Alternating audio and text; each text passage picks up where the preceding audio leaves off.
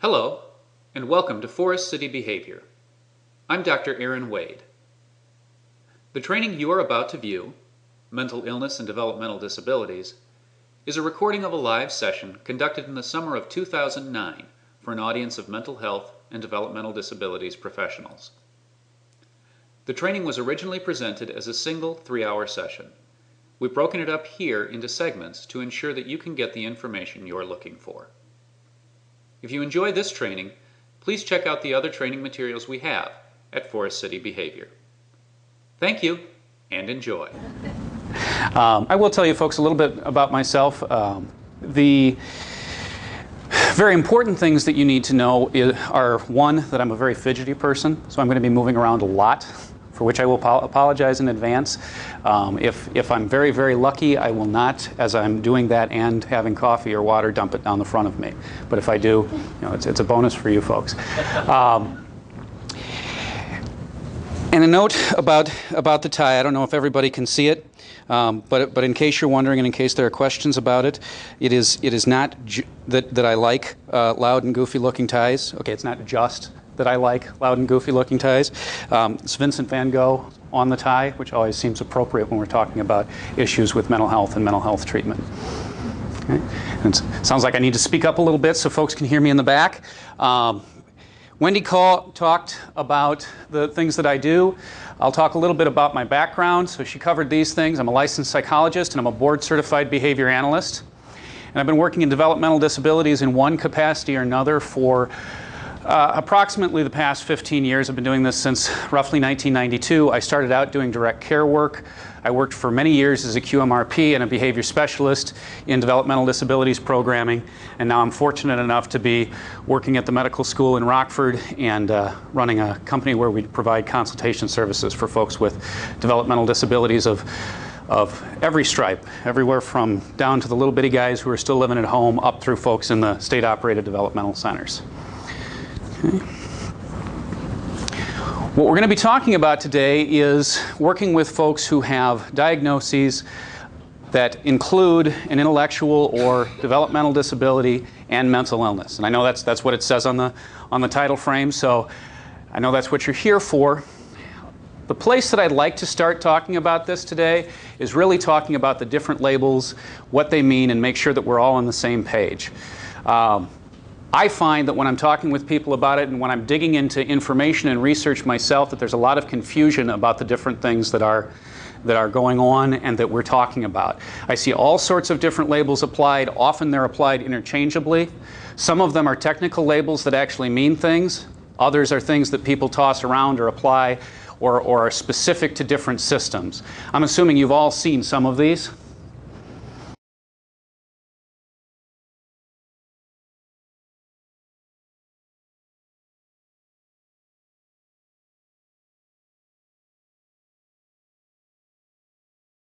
Okay. They show up in different ways, in different formats. The ones that we see most often are probably mental retardation and mental illness, but these other ones show up in different ways. And I want to talk about what they mean so that we're all on the same page. And if you're tripping across these as you're doing your work, you can understand what people are meaning about them and why they show up. Okay. So probably the place to start is what do we mean when we're talking about being dually diagnosed.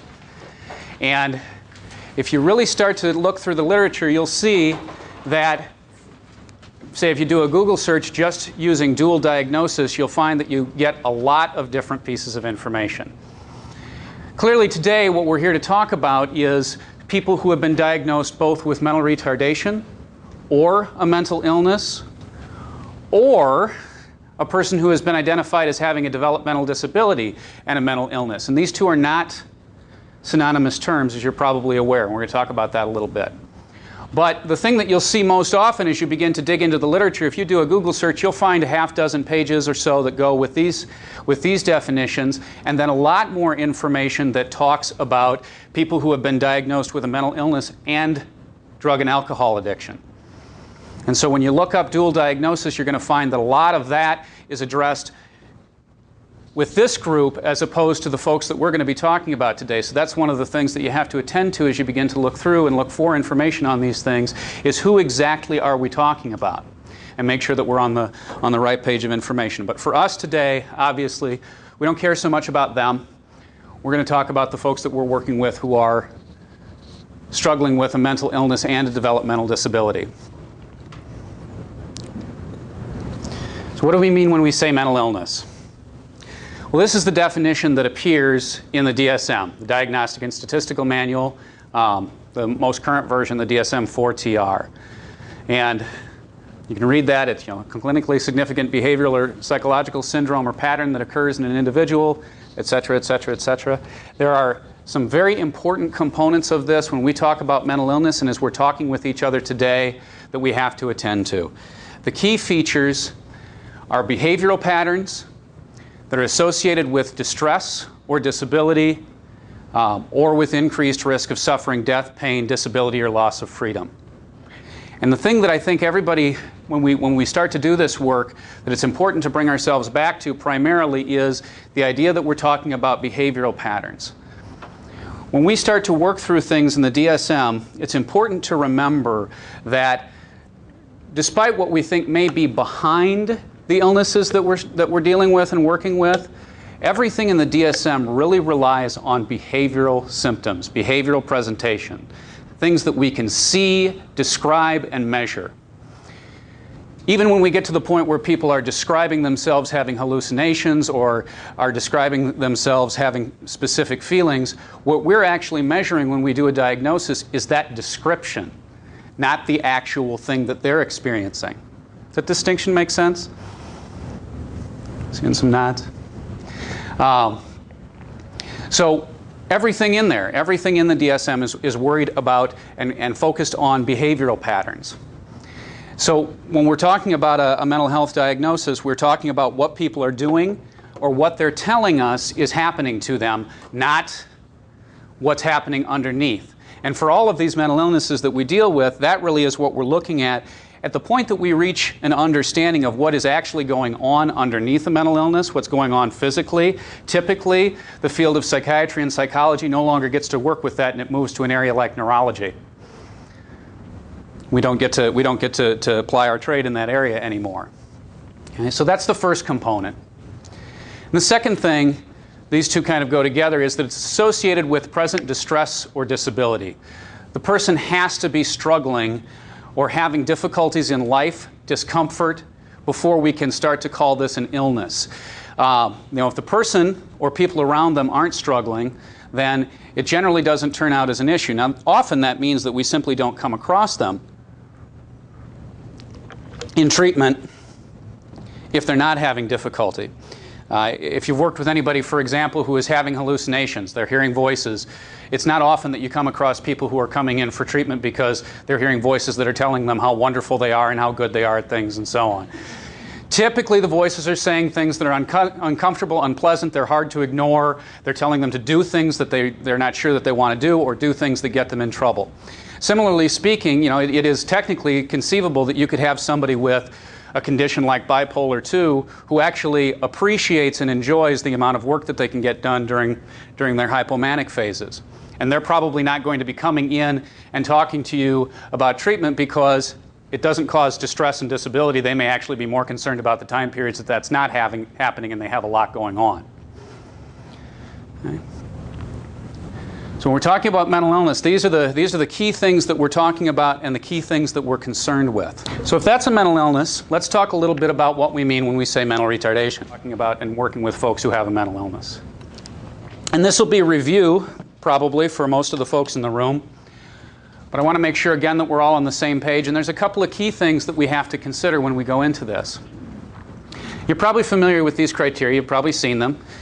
Somebody who has mental retardation has a significantly sub-average intellectual functioning. The DSM actually specifies the IQ level in a range below 70 to 75. The reason for that range is because modern intelligence tests are very good, but they still have error to them. And so this is within the error that the test allows. So traditionally, people think of the IQ needing to be below 70, but even our best tests, like the Stanford Binet or the WAIS, have enough error that a score that is, say, 73 might be a 68 the next time we administer the test. And so we have to allow a little bit of latitude to account for that error. So it's going to be significantly sub-average intellectual functioning and concurrent deficits in adaptive functioning. And typically we're going to assess that by doing a standardized assessment of adaptive functioning, something like a Vineland or the scales of independent behavior to assess what's going on there. And then we're going to need to see that the onset of the disability has to be before 18 years of age. And you're probably all very familiar with this. One of the things that comes up a lot, though, when we start to do our work is this component. There are no exclusionary or exemption criteria for mental retardation. And one of the things that comes up, especially when we talk about dual diagnosis, is, well, what if they have a mental illness and that's going on as well, and that's part of the reason that the IQ is below 70. There's no exclusionary criteria. The criteria in the DSM are essentially agnostic as relates to cause. So it doesn't really matter why the IQ is below 70 or 75. If that's present and there are adaptive functioning issues that are all there before 18 years of age, they qualify for this diagnosis. In technical terms, that person is going to meet the diagnostic criteria. There's no except if or otherwise in the diagnostic criteria. So if I have somebody who comes in, for example, who at 17 years, and this has happened, at 17 years, 11 months of age, has a traumatic brain injury. I worked with a young man who had been struck by lightning, actually, in the parking lot of his college on the way into class at about 17 years, 11 months, and now has an IQ that's below 70 and significant deficits in adaptive functioning. He meets the criteria for this diagnosis. Does it look the same for him as for most of the folks that we usually think of classically as having mental retardation? No, it's quite a bit different. He's got all sorts of difficulties with things like impulsivity, where everything that occurs to him, everything that comes into his head, comes out of his mouth. I actually had the opportunity for this particular gentleman to do a pre-assessment screening evaluation for him, and literally everything came out of his mouth. So for example, as we're getting to the coding section of the IQ test where he's got to write down and match symbols, I often offer a choice of pencil colors, blue or pink. And when I offered him the choice, I said, do you want the blue one or the pink one? He said, I'm not gay. So the blue one then. You know, but I mean, it's something that he might have thought 5 years before this and would have filtered out, but it comes right out. Absolutely everything does. Now that's a struggle sometimes when we look at these things, because if he's, and this is what they were working on, if he's going to be in a sheltered workshop, for example, because that's what his mother was looking for, his presentation is going to be very different than the staff at that workshop are used to. He's going to have a lot of trouble with learning to retard those kind of comments and statements, because the learning circuits that go with that are not entirely gone. He probably will learn eventually, but it's going to be a lot harder for him, and he's going to be a lot of work and represents a lot of fatigue potential for the staff working with him. You know, in an hour and a half of testing, he was a lot of fun. In an 8-hour shift, he's probably going to be quite a bit more work to tolerate. So, but the key here I want to make sure that we understand is that there are no exclusions and exemptions. We are talking here about anybody who meets these three primary criteria. And you have worked, besides my example of the young man with TBI, you have almost certainly worked with folks who had their injuries much earlier. There were a wave of folks who are now in their late 40s and early 50s who had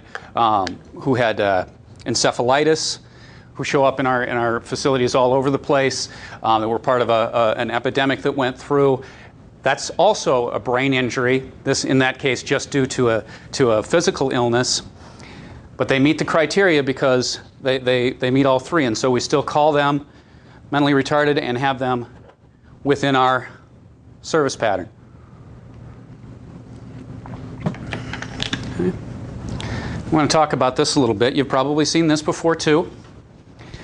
So when we're talking about the folks that we are talking about, We're talking about the folks that fall from here back. And I find it important periodically to remember, I guess I should talk about what this is, just in case we're not all on the same page.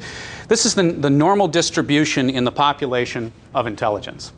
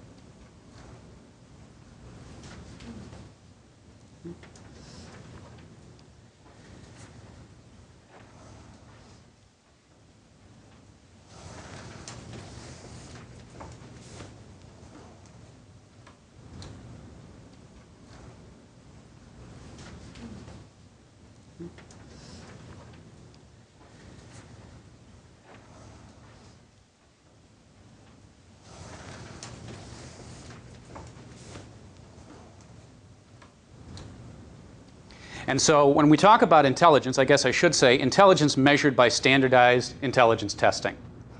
A standardized intelligence test, you've all seen reports and read results on them, but they were designed actually for one clear purpose. They were designed by Binet at the turn of the century-ish to identify children who were going to be in need of services beyond what you can provide in a standard classroom. That really is their purpose, and over time they've evolved and been designed and expanded so that essentially what they're meant to do is tell us what level of educational potential the person that we're assessing can achieve. And at its root, that's all the test is designed to do, is tell us that. In the media, in the press, we do a lot of other things with these test scores, but that really is all that it means. And when we do a test, a standardized test, the overwhelming majority of the population falls in the average range, and that's by design. When they design the tests, they administer them to a very large group of people, and whatever the average score for a given age group is, they do the mathematical computations to make that 100. And so if you achieve a 100 on a standardized IQ test, you are average. And most of us are. There's an average range that runs from 85 to 115 on most standardized tests. And that means that the overwhelming majority of the population falls, 68% falls in that average range. That's where most people are going to be in, is that 85 to 115 range. And then progressively smaller amounts of people fit the description that fall into these tail ends on either side. Okay? So up here we have the folks that are really, really, really smart and that we hope have trouble with things like matching their socks because it makes us feel a little bit better about how smart they are, right? And down here we have the folks that we're talking about today that fall below that 70 line. This line in here is the folks that we think about as being in that borderline range, where they're not quite meeting the criteria for mental retardation, but they're not in the average range, and often they're going to have some struggles in dealing with some things in life, but typically they're going to get by and they're going to do okay.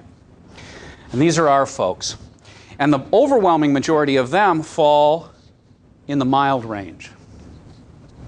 And as we go down the IQ range, we're talking about progressively smaller amounts of people. The reason that I find this helpful to review and to talk about is because it's important when we start to talk about what information is available for the population that we serve, how little of it is available to help us out, that it is this tiny percentage of the overall population is really a big chunk of the reason why.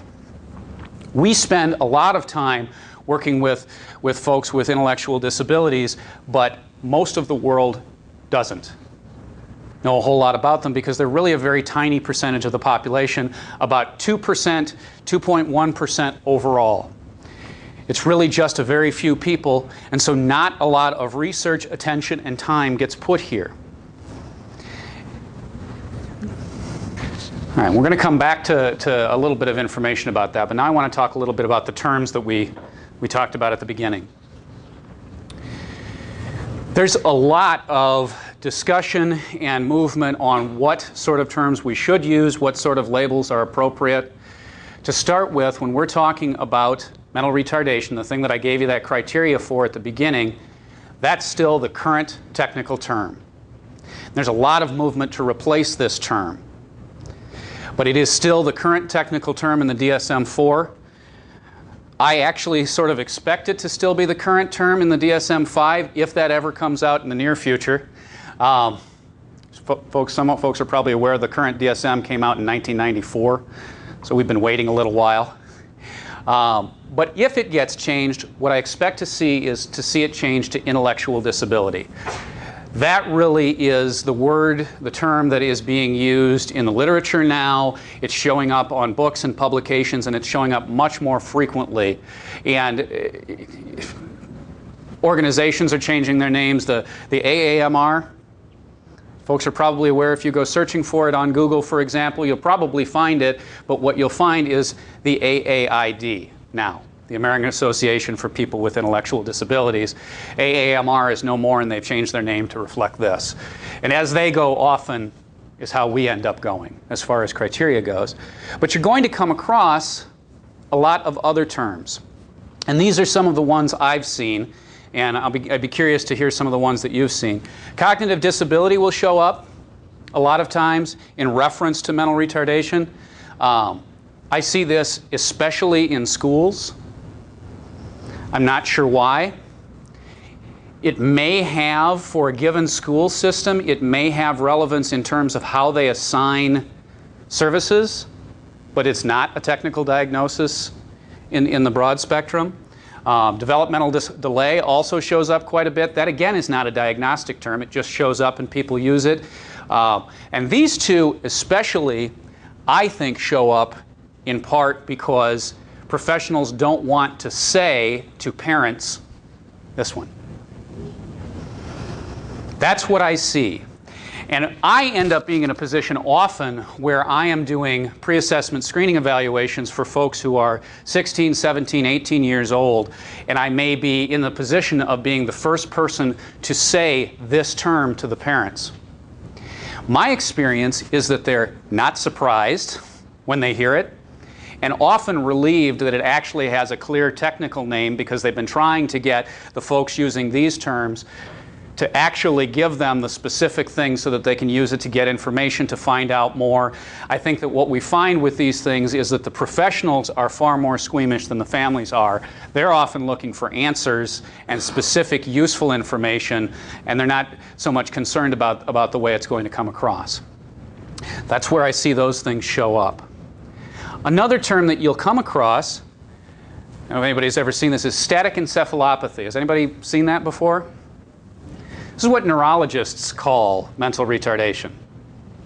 Encephalopathy just means there's a problem in the brain, and static means that it's unchanging.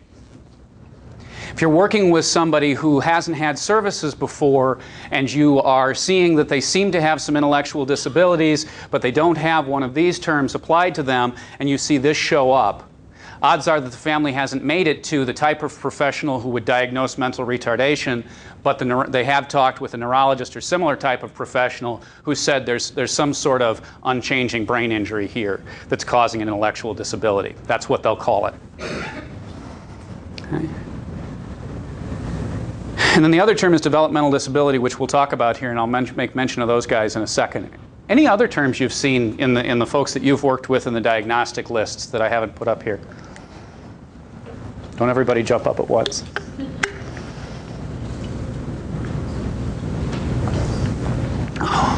Yes? Okay, and hey, that one should have been down here, shouldn't it? You've actually seen that in the diagnostic list. I have a daughter. Okay, okay. So yeah, that's both old and obsolete and apparently not a very sensitive professional making their diagnostic list. Are there others that you've seen that I haven't listed here? Yep. Mental impairment. Okay, that's excellent. That's going to fall right into this area too. And again, I think it's a professional not wanting to. I've seen that a number of times. It's a professional not wanting to say more. We're trying to dampen it. Yeah. Sometimes it shows up more in schools. Mm-hmm. Because schools carried all their life, so it seems? I think we'll see if I knock this over. I think that's an excellent point. There are two reasons that I see for the stuff in the schools, and I think that's a good example, and maybe we should spend just a moment talking about it. The schools have a couple of things going on. The first thing is that there is almost certainly the idea of not wanting to provide labels. That comes up quite often. There's actually quite a bit of fairly recent research on labels that suggest that, as I was talking about before, that we have more problems with it than the folks who actually are labeled experience. That philosophically it's a bigger issue than it turns out to be in actual application. I mean, so but it's definitely something that we struggle with and we talk about a lot. And so you'll end up with things like mental impairment. But the other thing that happens with the schools is that special education teachers and school psychologists as a group can't provide a medical diagnosis. And this is a medical diagnosis. All right? So what happens with that is one of two things. They're either trying to indicate just generally that a condition is present, and one would hope they'd be doing the appropriate follow-through to say, you need to talk to to the right type of professional to do this. Sorry, go ahead. Cerebral palsy would fall slightly differently. Remind me of that. I'll talk about that in just a moment. The other thing that happens in schools, though, is that their criteria, what they're looking for, is whether or not a child qualifies for special education services. And so what they will do is they will apply labels that are appropriate for their system that may not show up anywhere else. Right? So you can have a child, for example, that meets a school's criteria for autism in receiving autism services who may or may not actually receive the same medical diagnosis, because the two are not synonymous. This is often extremely confusing for parents because they don't, trying to differentiate one professional from another and understand what's going on. The other thing that happens is once the school actually hits the point where the child has qualified for a service line, that's usually where they stop. So if I have a child who meets an autism qualification in the schools, and in the greater Rockford area where I do most of my work, that's the best paying qualification. So once the child meets an autism qualification for special education services, they stop. They will not necessarily do the type of intellectual assessments that will tell them if the child has mental retardation. Doesn't mean the child doesn't have that. They just don't need to know because he's already met a qualification. So instead of taking the few hours of time that it would take to do those additional assessments, often that's where they'll stop, unless somebody presses them to move on from there. And so it's not, again, it's not uncommon for me to come across folks when they're young adults and in their late teens and have to apply those diagnoses because the parents haven't been given all of that information because the school didn't need to do that in order to get the services that they were looking to apply. Cerebral palsy is a little bit different than what we're talking about here simply because, and I'm going to talk about developmental disability in a second, it's definitely a developmental disability, but it is not necessarily directly associated with mental retardation. The two are not part and parcel of the same thing, although they're related. Yes? A young lady that was diagnosed with Asperger's syndrome and then they changed it to cerebral palsy. Really? Yes. Well, I can't speak to that case, but those two don't really go together. All right. And then down here, we've just got a list of older terms that you may have come across. You've almost certainly heard most of them. And I include them because, well, for a couple of reasons. Most of these now are in some way, shape, or form in our general daily language. But they all, and I should add mongoloid on here, they all started out as specific technical terms for the various type of disabilities that we're talking about. The AAMR, before it became AAMR and AAID, was actually the AAMD, the American Association on Mental Deficiency. That was the technical term they used then. And these others show up as well in the literature. If you go back through very old materials, Cretin's actually a French word that the derivation is the word Christian, which was meant to imply without sin, because here's somebody who can't be blamed for the things that they do, is the derivation of that term. Simpleton and fool used to be technical terms. And then the four across the bottom here not only were technical terms, this is the older version of our mild, moderate, severe, profound classification system. So before we used mild, moderate, severe, and profound, and somewhere in there the schools used educable and trainable. These things, which now we use to insult family members and friends, were actually, and if memory serves, this is the right, this is mild, moderate, severe, profound. And if you double check me, you may find that they're not exactly right in terms of that order, except that I'm certain that this one is mild. I'd have to go back and look at the others. Developmental disability is a different term. This definition that you have in your packet is the one that the Centers for Disease Control use when they are referring to people with a developmental disability. One of the things that's important to understand about it, and we're going to talk about the technical criteria in just a moment, this is not a diagnostic category. A person does not have a medical diagnosis of developmental disability. It is, for want of a better way of describing it, a political description. It's used in that way, and it's used to identify folks for research studies to help categorize them, and it's also used to identify people in terms of services. So when we're talking about somebody who has a developmental disability, we're really talking about difficulties with major life activities without specification as to why, and an age of onset at 22 years or earlier, which is different than what we're talking about for mental retardation, and that it's something that will typically last through the person's lifetime. So when we talk about things like cerebral palsy, that will fall under this category even if the person does not have an intellectual impairment of any kind. Because it may be impairing these major life areas, and it's a congenital condition. It shows up typically at or shortly after birth, and it's persistent. It continues through the lifespan. But it's not a diagnostic category. It's a political categorization for folks.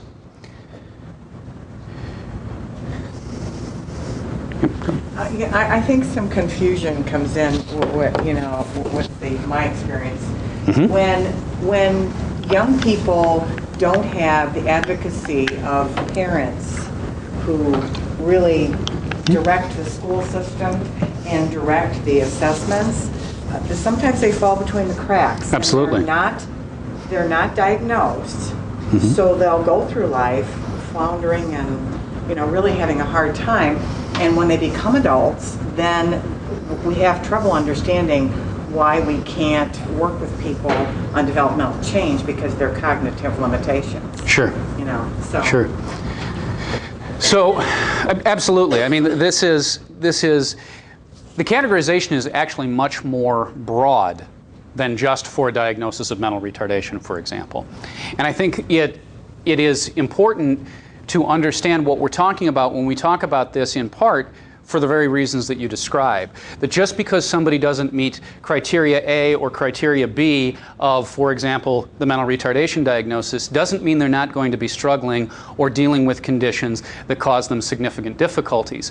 And when we talk about what the CDC definition, for example, we are talking about difficulties in the major life areas. Right? And so we're here with those major life areas. That can happen for a variety of reasons and conditions, and if it's happening in a persistent way before 22 years of age, they're going to fall in this category. But for all of the folks that we work with, that advocacy that you're talking about early on is very important. Because in a lot of ways, in Illinois, and I am sure elsewhere, it seems to be nobody's job to actually provide the information about how to deal with these things. So the families, when they first start to struggle with these things, if they're fortunate, they find agencies and resources that can help them. But it isn't as if there's any formal system to help them find things out. And as I've gone through and tried to help families when we do assessments and evaluations, what I've discovered is that even after 15 years of doing this, I continue to come across funding systems and resources that I didn't know exist. And if I didn't know they were there, how on earth is the family going to trip across it? So I think it's an excellent point. Okay. The reason that I put up this slide is because the criteria in Illinois for a developmental disability is slightly different. Because A, it's not a diagnostic category, so since it's political, they get to define it the way that they want. And this is the criteria that the state of Illinois uses to assign services with. So if you want to qualify as a person with a developmental disability to receive funding, these are the things that you have to meet. And it is a little bit different. This first part across the top is the thing that is the most different. A person with a developmental disability in Illinois is a person with mental retardation, which isn't even mentioned in the CDC guidelines, or a related condition. And we don't get to pick what conditions are related. The DHS has sorted that out for us. Very nice of them to do so. So, a related condition is attributable to cerebral palsy or epilepsy, or any condition other than mental illness found to be closely related to mental retardation. Now, this is interesting to me because, remember, we were talking before about the fact that a mental retardation diagnosis is agnostic as to cause. And they seem to have forgotten that because they're just looking for conditions closely related to mental retardation. And they don't define this very clearly. And this has gone through, this is available on the website. I put the link on the sheet for you. I hope it's clear enough for you guys to read it. If it's not, let me know afterwards if you're interested. These criteria are actually on DHS's website. And I frequently have to turn to them when we have folks who fall into this category that we're doing evaluations for who don't meet the criteria for mental retardation. So any condition other than mental illness found to be closely related to mental retardation, and they do list a couple of examples, but they're not entirely exclusive. Again, we're going to manifest before 22 years of age, and it has to be something that's likely to continue indefinitely. These criteria have gone through a number of revisions over the past several years, and up until a couple of years ago we were working off of, for about 5 years, off of draft guidelines. Things in the state work that way. Things are in draft for months and years. And they had kept adding and removing autism from this line. And it's not there now because it's not in the federal definition, so my assumption is that they simply felt they didn't have to.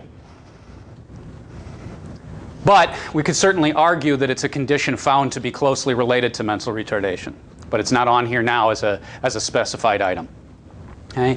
And again, we have the substantial functional limitations in 3 or more major life areas. So here, in terms of what you were discussing with the advocacy and so on, this is the information that families need for the folks that sort of fall into that gap. If you have a condition that is present before 22 years of age and is persistent, and it's causing difficulty in 3 or more of these areas, probably you qualify for different service lines and can get some help. But since you're not here, it's probably going to require an advocate to get you there because people don't understand how to set that up. Yes? I'm part of the Service Coordination Agency for McHenry County, so it's our role to determine eligibility. And, you know, we work with this definition. We can drop and spit it out, you know, verbatim. And it does include autism, and I think our biggest struggle is with persons who fall on the spectrum.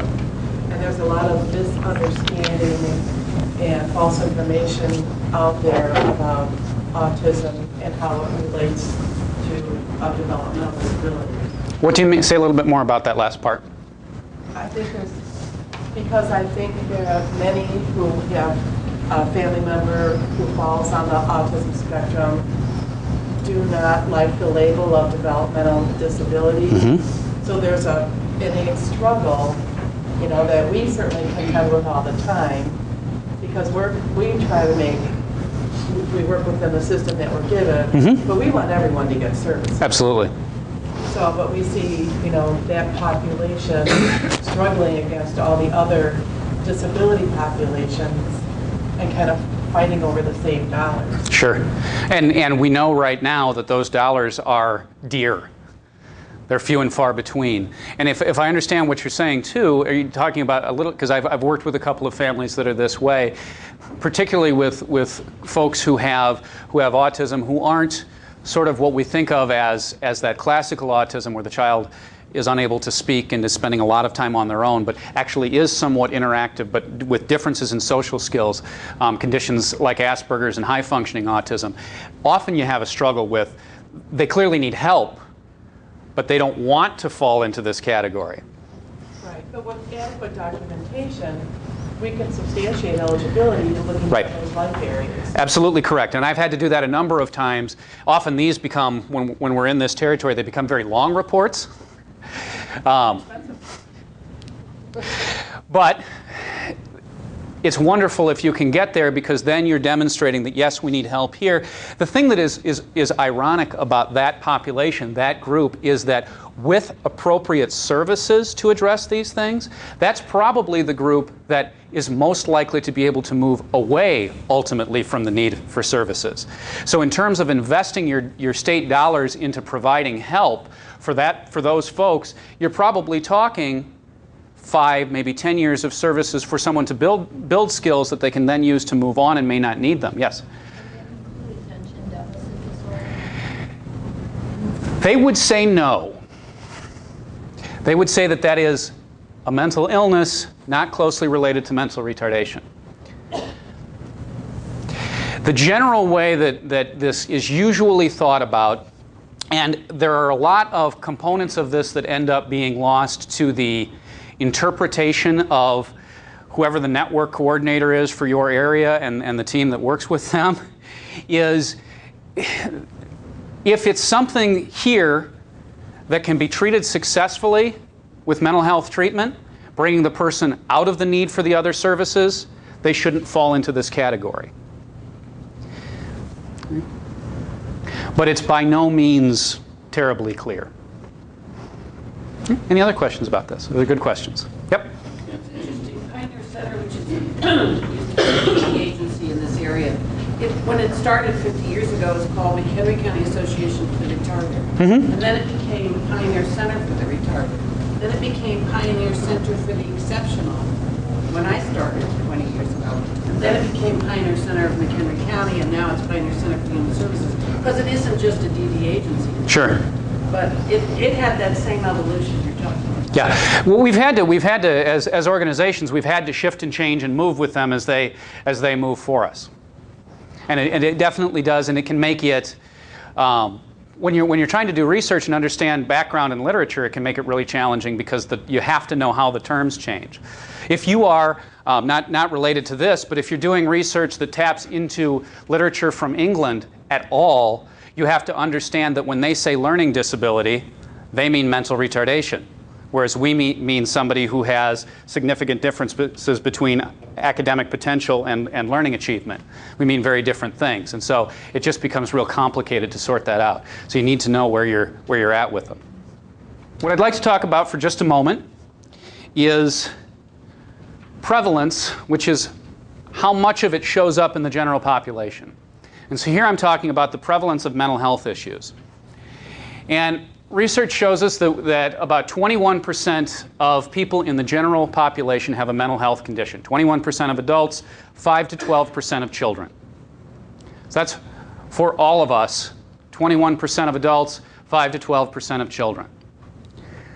For adults with mental retardation, the estimates range wildly. Here I've put the most recent numbers from 17 to 36%. When I first started to look into this a decade ago, what we were talking about was anywhere from 13 to about 78% were the estimates. So clearly, you have to be very, very precise. I mean, this is bad enough. But they're still struggling with, and there's been some very good recent research, again, re-questioning, because when they go from study to study and group to group, they're not even looking at the same things. So we're not sure, honestly, how many people with mental retardation have a mental illness. This is the best guess currently, and this will almost certainly change. For children, we have something a little like what I was just talking about, ranging from 14% to 60%. And the truth probably lies somewhere in the middle. For children with mental retardation. And there's a lot of selection bias here because the folks that they're seeing to have participate in studies are almost always going to be people who are connected with services in some way, or how else would they find out about the study? And typically, if you're connected with services, why are you there? You're having some sort of issue that you need to have addressed, and so it becomes very likely that your child is going to have some sort of diagnosis to go with those services. Okay? So they vary wildly. The reason that I talk about this, though, is going back to that bell curve. If you think about the tiny percentage of the population to begin with that we're talking about who have an intellectual disability or mental retardation, we are now talking about 36% of that tiny group. So maybe at most a third when we're talking about adults. So in terms of a target group for study and research, there's just not a lot of time spent here. And I know you guys almost certainly struggle with that when you try to find information about how to work with and help the folks that are coming in your door who do have both types of diagnosis. Any questions about the prevalence? Yes? This is actually from the previous slide. One of the 6 criteria that DHS had. I'm not sure what self-direction means. Mm-hmm. That's a good question, isn't it? And they don't define it terribly well. There are definitions in there. Generally speaking, you can think about this as the ability to get things done of your own volition or under your own organizational structure, as opposed to somebody else outlining a plan, making sure you do it. This is being able to, for example, get yourself dressed in the morning because it's time to go to work, not because somebody comes in and says, put your clothes on. You don't need a lot of supervision for certain tasks? Right. You know, if you think about this, you've worked with folks probably who require prompts to get everything done through the course of the morning, and other folks that just cruise through that and they know how to do it all on their own. That second group is going to do well in the area of self-direction. The first group is not. And it's vital in terms of functional limitations, because if you know how to get dressed, how to put your clothes on, but you don't know when to do that, and so it doesn't happen until someone tells you, well, you've got some pretty significant limitations. You're not going to get the rest of what you're doing for the day done because you never got over that first step. That's something that we see. We see among a number of populations, but you'll see that a lot of times with folks who have autism, where they're able to learn the component skills of completing a task, but they may never move to the point where they understand when you begin. And we actually have specialized training techniques where we can teach that, but they're few and far between as far as practitioners who know how to do it. So you'll see that a lot. You see that with a simpler example of that. If you've worked with kids who are with autism who are now in their mid to late 20s, you work with a number of folks who, when they come up to talk to you, may grab your chin and turn your face at them, because they were taught that you look in the eye first, but nobody ever faded out this part. And so it's still there. I work with a gentleman actually who does it to himself. So when he does this, you know that he wants something from you, and now it's your job to figure it out. But that would be an example of he's lacking in self-direction because he doesn't know how to implement and occupy that.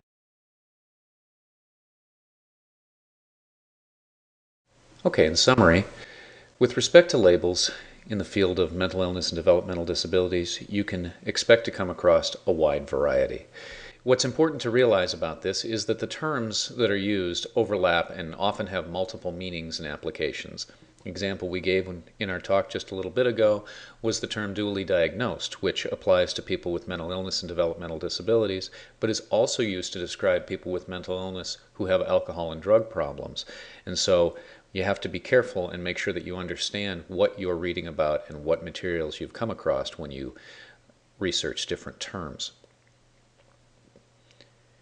It's also important to be aware that not all labels are diagnoses. Labels serve a variety of purposes. So some of the labels you come across are going to be political categorizations or educational qualifications. They have their functions, but it's not the same as a diagnosis.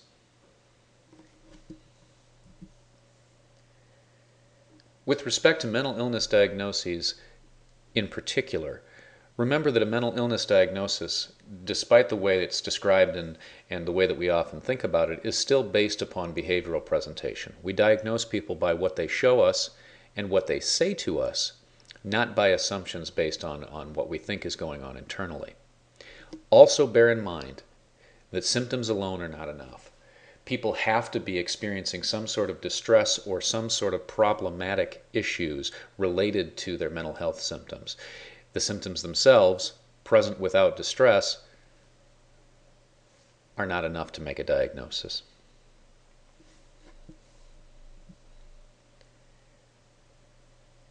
With respect to mental retardation and developmental disabilities, keep in mind that mental retardation is diagnosed when somebody has an IQ less than about 70, with a little bit of a margin of error, in conjunction with significant challenges in adaptive functioning, and where symptoms are present before 18 years of age.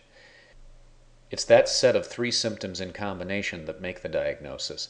The other thing that's important to remember with respect to mental retardation is that there are no exclusionary criteria for the condition. So it's not the case that somebody has an IQ below 70, adaptive deficits, and symptoms that are present before 18 years of age, but doesn't meet criteria for mental retardation because they have autism or another condition. That selection of symptoms together still meets the criteria for mental retardation. Also be aware that the term is likely to change in the near future. DSM-5 is expected to change the name of the diagnosis from mental retardation to intellectual disabilities, and some governmental agencies have already made that switch, moving ahead of the presentation of the Diagnostic and Statistical Manual. Also remember that mental retardation and developmental disabilities are related but not synonymous. While mental retardation is a diagnosis found in the DSM-4-TR, developmental disability is actually a political categorization, and the requirements to meet that categorization may vary from one location to another, from one state to another, and so on. And finally, it's important to be aware that diagnostic categorization for people with mental illness and developmental disabilities is very challenging. There are differences in the way symptoms are presented by people with mental retardation as compared to the general population, and some of the symptomatology within the diagnostic structure really requires the ability to self-report, and for folks with limited or no verbal skills, that can be challenging. Also, diagnostic presentation of mental illness may be complicated by the presence of other medical conditions that can present with symptoms that may be similar to those of mental illness. It's also important to keep in mind that the amount of research into developmental disabilities and mental illness is limited, and what is available is inconsistent and provides an unclear picture. One of the examples we gave here is that even our understanding of the prevalence of mental illness among people with developmental disabilities is very broad. Prevalence estimates range from 14% to 60%, and what that really tells us is we don't have a clear picture of what that looks like for this population.